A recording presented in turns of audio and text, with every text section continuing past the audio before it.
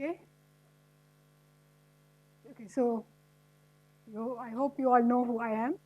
Okay, so I wanted to tell you a little bit about some work that I'm doing on evolution of mutation rates in asexual populations. So some bit of this work has already appeared, and currently we're thinking of some other questions with Brian Charleston from University of Edinburgh, and two of PhD students, Anantu James and Sona John, who will be presenting the posters after this talk. Okay, so here's the plan.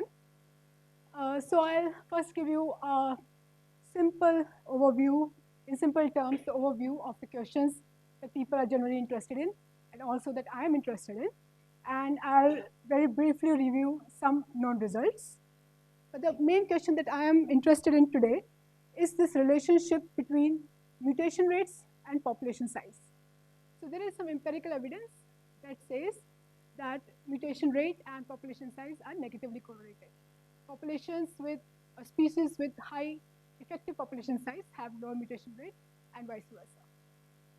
Also, there is some argument due to Michael Lynch, referred to as drift barrier argument. Okay, but I wanted to understand this a bit more in some more detail. And we are basically considering two models. One is what I call purifying selection model. That's what I'll basically focus on today. And there is some work that's going on. I'll just very briefly tell you about what we're thinking, and you can give your feedback. Yeah. Per base pair or per genome per generation. Okay, I'll define these things. Okay? Yeah. So all of you know what a mutation is, and these are some very old data on mutation rate per base per generation for various organisms ranging from RNA virus, which you, as you already heard Isabel say, they mutate a lot. I mean, their probability of mutating is very high. But then there are these guys from E. coli to human. They're not very different. I mean, it's just a factor of 10. And if you just look at this data, it suggests like a simple pattern in the mutation rates. It seems as if the complexity appropriately defined, as that increases, mutation rate decreases. But then there are other examples, like for example, this algae, which has a very low mutation rate. So it's lower than a mouse. So the question that when people are interested in, again, since actually mid-90s, are there any simple patterns or laws in the spontaneous mutation rates? There is a so-called Drake's rule, and then again, there's a lot of work by Michael Lynch. So this is one general question that I'm also interested in. Mutation rate, these numbers, they're not like fixed numbers. Mutation rates also evolve, they change. Again, there are a lot of experiments, but I chose to look at only one experiment today, namely the famous experiment from Lenski lab, in which, as most of you know, 12 E. coli populations have been adapting in a glucose-limited environment. So what has happened is that out of those 12 populations, in 97, what was noticed is that 3 of the populations have evolved a mutation rate which is 3 orders of magnitude higher, or 2 to 3 orders of magnitude higher than the wild type. So these are the wild type 10 to minus 10, minus 11 number. This is pretty high. So, and recently I found out that actually not just 3. By now, it seems 5 to 6 populations have elevated mutation rates, but that work has to be published yet. Okay, but mutation rates not only increase, they can also decrease. So here was the wild type, again from Lenski population. It increased its mutation rate by 2 orders of magnitude. And what was noticed is, so this paper is later, but this actually event of decrease happened much before than 2 years ago.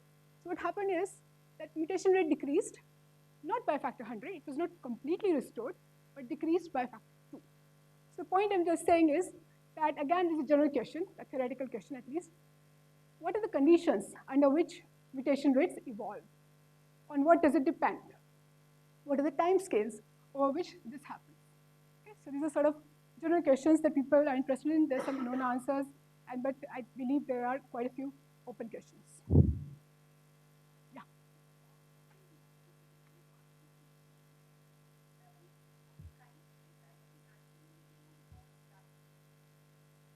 So it depends on conditions, and they're not quite same as 10, a factor of 10, E. coli to human. Just for E. coli, the data I have is for E. coli. I actually don't know if there are such big changes for humans. I'm not aware of that. Okay, and also I'm focusing on asexuals. So for me, E. coli is pretty asexual. Okay, So, okay, so that was the point that I wanted to make, that mutation rates change. Okay, so what do we know? So there is a lot of experimental data, et cetera, et cetera. What do we know? So I'll just tell you some simple arguments. So this is perhaps one of the oldest, argument about the spontaneous mutation rate. So how do we get those numbers? Can we get some idea about that? What are the forces that are working towards giving you the spontaneous mutation rate? So the idea is simple. So it just says the following. It says that suppose you consider a population which has a mutation rate U. If that mutation rate is high, then because most mutations are deleterious, it will be expensive. The fitness would be low if the mutation rate is high because of mutational load. But if mutation rate is low, that cost is less. So that's why you get this decreasing dotted function, dotted curve. On the other hand, if mutation rate is low, that means that organism has to have a very sophisticated machinery. It has to check, recheck errors, etc., so that the errors, resulting final errors, are very few. But that's expensive. You have to have, very sophisticated machinery for that. So that contribution of cost of fidelity lowers the fitness, and if mutation rate is high, that cost is not so much. So there's an increasing function, there's a decreasing function, and as you can imagine, the spontaneous optimal mutation rate is the one for which fitness is maximized. So that lies somewhere here. Okay? But as far as I know, there are no predictions coming from this theory, from this simple theory. Perhaps because we don't know realistic cost functions. I'm not aware of any empirical knowledge of cost of fidelity. If again anybody knows, please let me know. I'll be interested. Secondly, these models, after Kimura, there have been a lot of works in the 90s, I think due to Kondrashov and perhaps others. But basically, these models are deterministic. Effect of genetic drift is neglected. And one question is, what's the effect of population size? How does the spontaneous mutation rate, it changes, how does it depend on the, when you take stochastic fluctuations into account? So again, I'm just giving you questions, so yeah.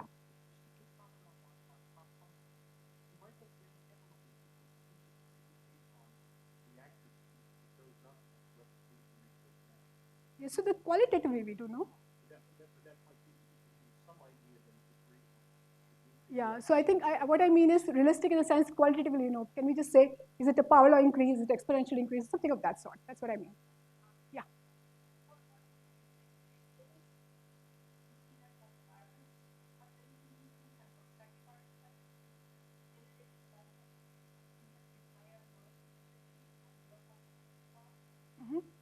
Okay. So after my talk. Okay. Okay, thanks. Okay, so this is the little bit of argument about what can we say about optimal mutation rate. My feeling is not very much because we don't have a prediction. Okay, then I also said that mutation rates evolve. These are these mutators that increase their mutation rates. So here's another example, not from a lab, but this is from patients which have acute lung infection due to this bacteria, P. aeruginosa. And the mutation rate of this bacteria is close to the wild type value. But if patients have also, there are patients who have cystic fibrosis, which is a genetic disease, they have sort of two subpopulations, the wild type one, and again, 2 orders of magnitude higher population. So the question is, I just said to you that most mutations are deleterious, so you should have a low mutation rate.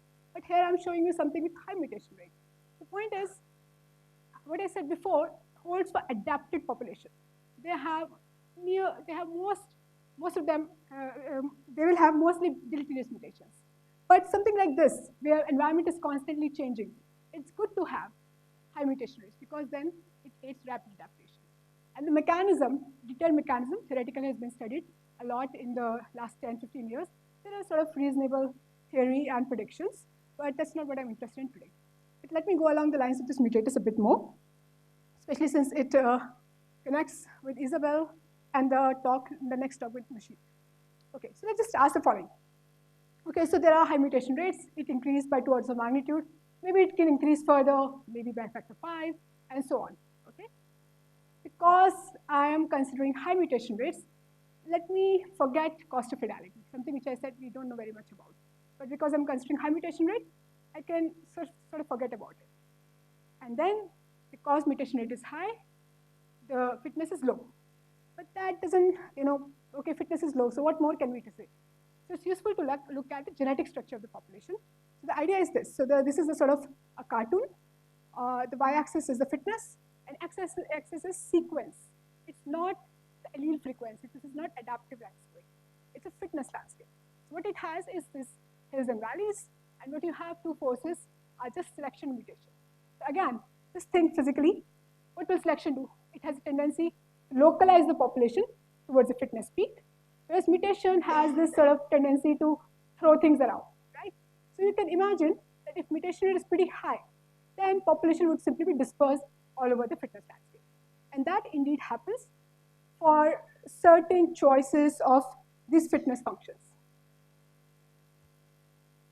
Okay, so I'll just say a bit about that, and I think Nishit will say probably more about it. So this is a sort of simple model, and in fact, this is the kind of questions that by using, okay, I got started in the subject because while looking at these models. So I thought I'd just tell you a little bit about it. So there is a simple model in which the fitness of a sequence is such that there's one special sequence. It has a high fitness, 1 plus S is positive. And all the other sequences have the same fitness. So it's a very unrealistic fitness landscape, but it's something which we can use to calculate things. And so the idea is this.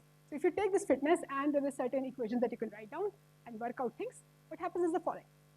If mutation is 0, then as you would expect, all the population goes and sits at the fitness peak, right? So this concentration of the population at 0 mutation is 1 for this blue sequence, the master sequence, survival of the fittest if you like. But as you increase mutation rate, there is a finite fraction of population at the master sequence, also as sequences at 1 mutation away, 2 mutations away, and so on. Right? So let's look at 0.05. Okay? The picture here is that at low enough mutation rates, there's a cloud of mutants which is sitting on a fitness peak. And it has a technical name, quasi-species. Again, Isabel will talk about it more. But let's keep increasing the mutation rate and then see what happens. What happens is that there's a special value of mutation rate, a critical value, above which you see not only mutants that are single mutation away or 2 mutations away, but 10, 12, 14 mutations away. Okay? The picture here is that the mutants are spread all over the sequence space. So this, at least physicists, let me say, it's a phase transition. So this is something physicists at least are very much interested in, and I suppose biologists also. Okay, this is also not what I want you to talk about. So let me just come to the real thing that I wanted to say. Okay, so what I'm interested in is antimutators. So I said, at least in a Lenski experiment, mutation rate increased by 2 orders of magnitude, decreased by a factor of 2. And one would like to know, can it decrease further? Can it keep going down? So the question is, how low can you go?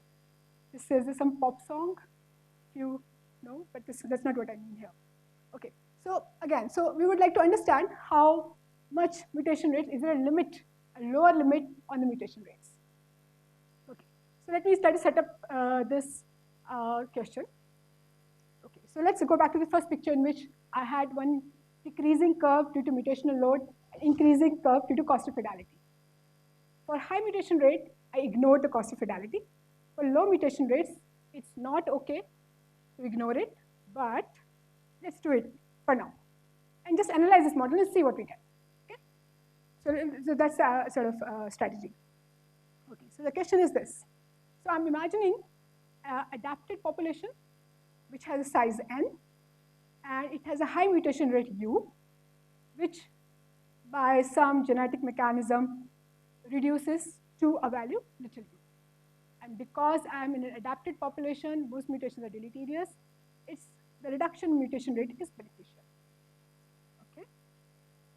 So what's the selective advantage of reducing the mutation rate? It's a very simple formula, and in fact, you saw this in Nick's talk today morning. That's the fitness, when you ignore epistasis, is a very standard model. So the fitness in that case is known to be exponential in the mutation rate, and if you just work it out a little bit, it turns out the selective advantage gained is simply the difference between the mutation rates. So that's a simple result to keep in mind.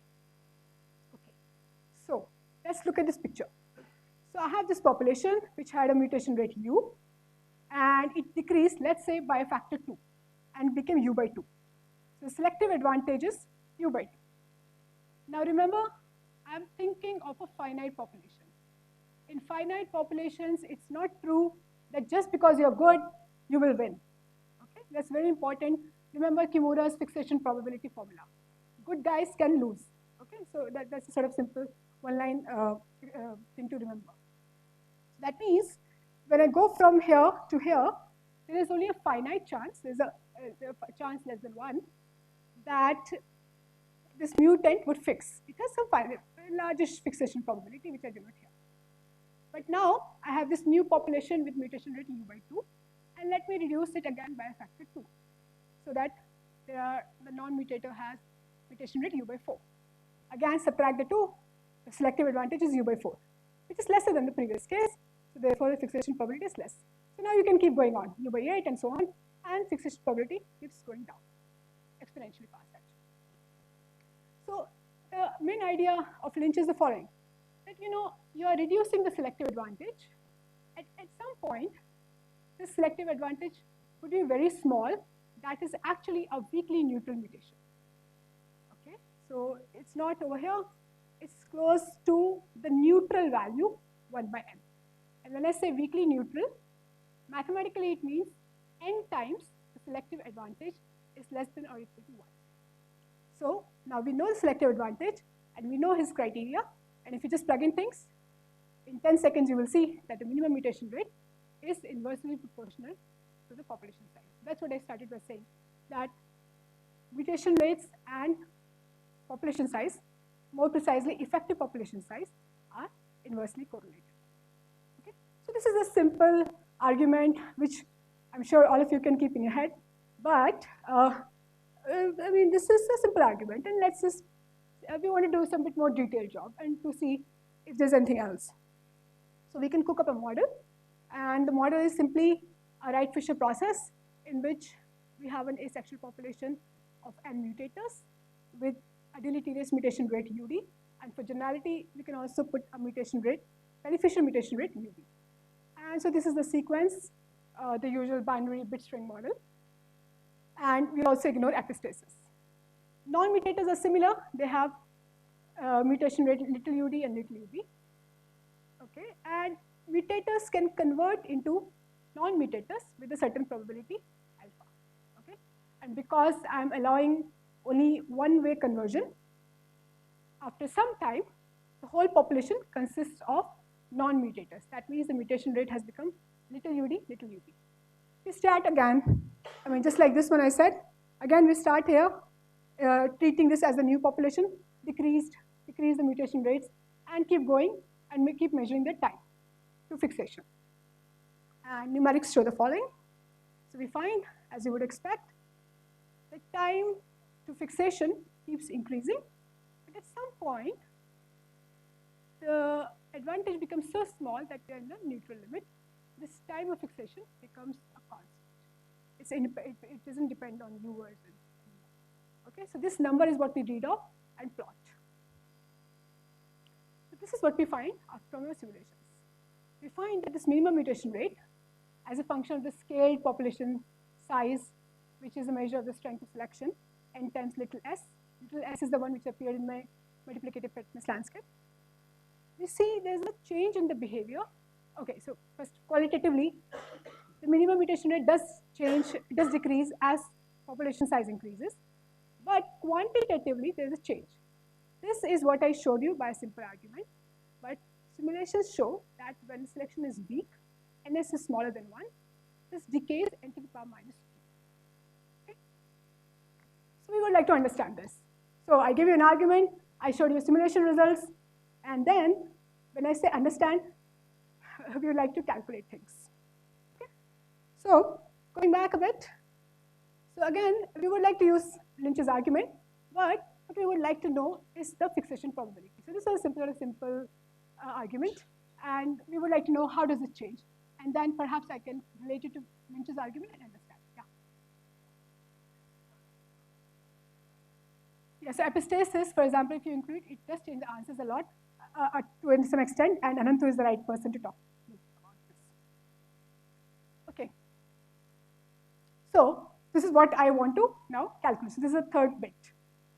What's the fixation probability of a non-mutator? You have heard this fixation probability like n, where n is not a population size, times in this school so far, and I hope you know what it means.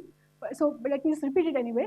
So the thing is that I have this n minus 1 mutators and this rare mutant, which is a non-mutator, which arises by some mechanism, by the probability alpha, if you like.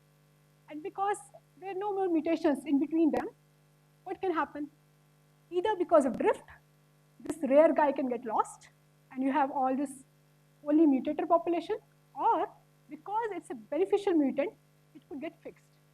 So we would like to know what's the chance that this happens. Okay?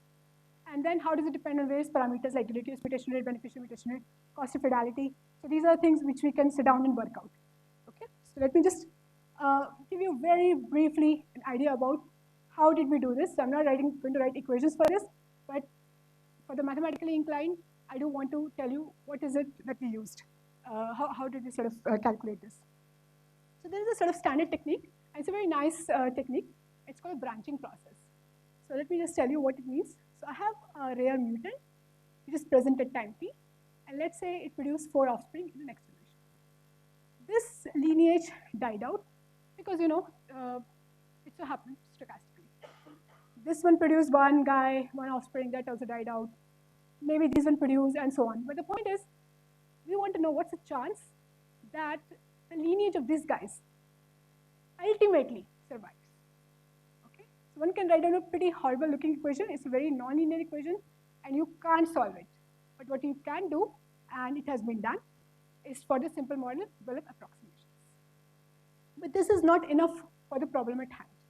What we need to consider is a generalization of this process known as the multi-type branching process. Okay, so what is meant by type? So the thing is this. So I have a mutator with some mutation rates. It has 0 deleterious mutations. Let's ignore beneficial for a second. 0 deleterious mutations, but then because of mutation, it will have 1 deleterious mutation, and so on. So that's what I mean with types. So there are mutators with 0 deleterious mutations, mutators with 1 deleterious mutations, 2, and so on. So there are various types of mutators. Same thing holds for non-mutators. Non-mutators are also mutating, and they have 0 deleterious mutation 1, and so on. Okay. So I need to take care of two facts here, two factors here. One is that mutations can occur amongst various non-mutators. That means if I start with this purple guy, it could change into various types. And that you have to actually take care of over here. It becomes a little bit more complicated. And secondly, mutators are also various types. That means genetic background in which this arises also has to be taken care of. So these are two factors which you could put in maths and just work it out. So I'll just give the answers now. Okay, so this is what we find. So I'll give you answers for only one specific case in which I'm assuming that mutators are strong. That means the mutation rate of the non-mutator is, let's say, 100 times smaller than the mutator. We can do something with weak mutators also, but today I won't discuss that at all. Okay, so this is what we find. So we find that if the selective, the changes, the selection coefficient is higher than the mutation rate, we can basically treat this model as if the mutations are lethal. That's more like a single locus problem. And this simple argument, if you just sit down for a minute, you would see that you will get the simple answer. And that's what is basically implicitly assumed in the argument that I showed you earlier. Okay? So this is not difficult to understand or get or obtain by just simple argument, just a simple back of the envelope calculation. This requires a bit of work, and this is what I call a multi-loci answer. Okay, so there are two regimes. In one case, fixation probability goes linearly with UD. Other case, it depends square root, and also there's a dependence on S. And here, just a plot to show these points are obtained by numerically solving this nonlinear equation, and the lines are from our analytical results. Okay, so that was the first message, that the argument is okay only in a certain parameter regime, but in other parameter regime, you have to do a bit more work, and here's the answer from us at least. Okay. This is really for experts, so I apologize because I couldn't simplify it anymore. But let me just give the answer because there is a rather surprising effect. So let me just explain that. So far I assume that mutations are only deleterious, but now let me also allow beneficial mutations. So just think for a minute the following problem. Non-mutator has 0 mutation rate, and mutator has deleterious mutation rate, which makes it slip down the hill, but also beneficial mutation rate, because of which it can climb up. Okay? So if beneficial mutation rates were absent, if UB was 0, then there is certain fixation probability of the non-mutator. But when you allow uphill movement also, you expect, naively at least, that the non-mutator would have a harder time to fix. You expect fixation probability to decrease. And the thing is, this intuition is correct only in a certain parameter regime, and it's not in another one. So let me just explain this a little bit, this mathematical bit. The thing is, I said you have to sum over genetic backgrounds. Let me ask, what's the change in fixation probability when the mutation rate is small? So you can write down a little, there's a delta pi, and this one does not change. So that's what I mean by 0. That is when deleterious beneficial mutations are absent, and there's only a change in the fixation probability. Plus, this guy does not change, and this one. I mean, just derivative. And there's some small term, which let me ignore that for the moment. The point is this. When we say that fixation probability should decrease, this naive expectation means that this first term is negative. But genetic background has changed. Now mutators, now the non-mutator can arise in a better background. The effect of that is that this term becomes positive. So there is a term which is negative, and the one is positive. And as far as we can see, I mean, it's not at all obvious, not to us at least, that you could say a priori that whether delta pi would be positive or negative. And all you have to do is to basically sit down and work out. And that's what we did. So what we find is the following. So we find a naive expectation, the simple intuition works when I treat mutations as effectively lethal. Otherwise, there's a non-monotonic change in the fixation probability. So these lines are from our perturbation calculations, and I think we can probably do better than this now. We have some better handle on things. And again, points are from numerical evaluation of those recursion relations coming in the planning process. So this is the expected result, but this, we were quite surprised when we got this. So fine, there's some fixation probability. You can sit down, do managing process, etc., and work out things, and you get some answers. So like I said, that one you should set it proportional to 1 by n in order to figure out, according to Lynch, the spontaneous mutation rate, the minimum mutation rate. And if you do that, we just find what we see in the simulation. So indeed, our numerical result is reproduced by this branching process calculation. We see that in strong selection, UD is inversely proportional. That means it's n to the power minus 1. In weak selection, it's a faster decay, and also the answer depends on S. Okay. So yeah, so I didn't show this data, but this is the data from Lynch. But it has eukaryotes, prokaryotes, humans, everybody. And it's basically a reciprocal relationship, and there's some fit, which is like close to 1.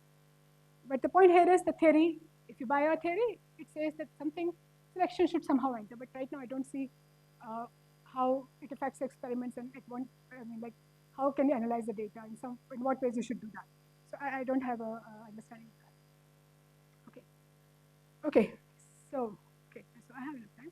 Okay. So that was theoretical, and to just get some more details and quantitative details about things of a rather simple model. And it did show that just simple argument is not enough. You have to do more work. What about experiments? So it's just theory. So we could also look at this experiment by Lenski group, which I showed you earlier. So we are interested in knowing how much time does it take to go from this lineage, from this high mutation rate, to lowering it by a factor of 2 in these 2 lineages. There is some estimate of the data. The data is given here. The times. So the Mut-T arrived at 21,000 generation. It decreased at 26,000, and this one came at 30,000. Okay, so we want to know why 5,000 here, why almost 10,000 here. This decreased by some number, 0.06 minus 0.02, 0.06 minus 0.03. So we need to sort of understand this from this theory that we have developed. Okay, so assuming that the rate at which nonmutators are being produced, if that's pretty low, then there's a very simple formula you can write down for fixation time. It's simply the rate of production to the fixation probability, and this pi is what I just calculated. Okay, so we can plug in these numbers, and what we find is that higher if the reduction in mutation rate is higher, higher the reduction, smaller the time taken. That's again intuitively you would expect, and theory also bears that out. Also, you can look at the ratio of the times taken.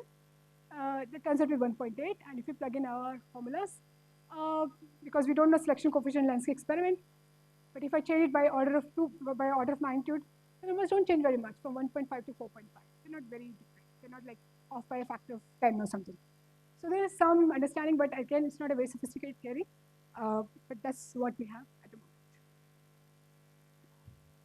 Okay, so I'll just wrap up by saying something about what we are thinking of at the moment. So the question is this. So I said, I made a rather questionable assumption that you can neglect cost of fidelity even for low mutation rates. That's questionable. And one would like to know, if I do include it, does this negative relationship change or not? So that's what you're thinking of, and I mean, we have like some preliminary answers, but let me just give you a flavor of that. The thing is that now fitness function is not just the usual multiplicative one, but also we just chose some function, but we can, of course, play with this function. It's not a big deal. So we could do that. So we have some fitness function which depends on the number of deleterious mutations as well as the mutation rate. Now also we allow mutators and non-mutators to interconvert, and this is this flux balance argument that you saw in Nick's tutorial.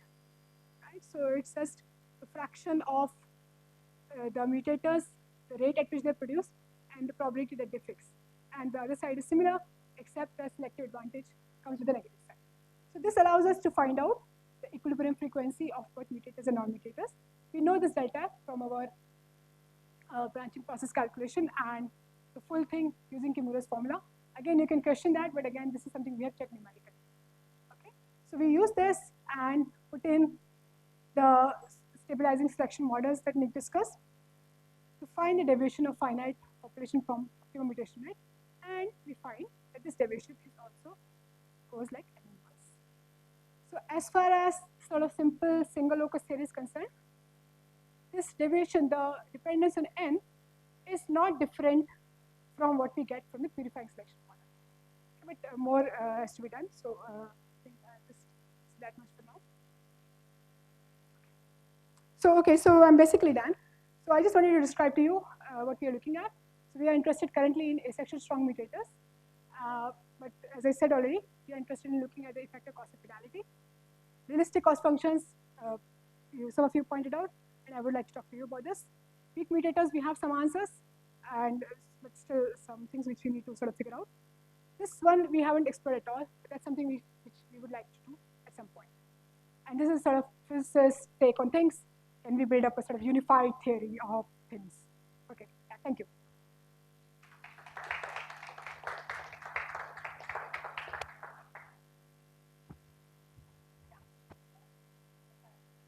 Okay.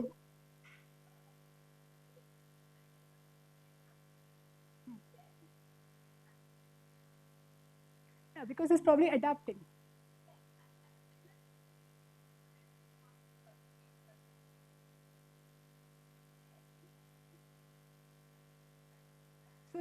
So that's what I'm trying to say here. Adapting populations, like in cancer, and adapted populations, things are rather different. So adapting ones, you'll see hypermutators. Adapted ones, the tendency is to low.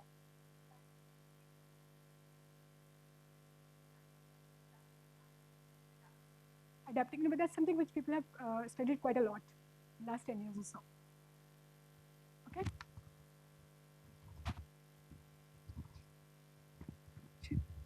Okay, so let me also introduce next speaker, Nishit Vishnoi, who is at EPFL Lausanne in Switzerland. Nishit is a computer scientist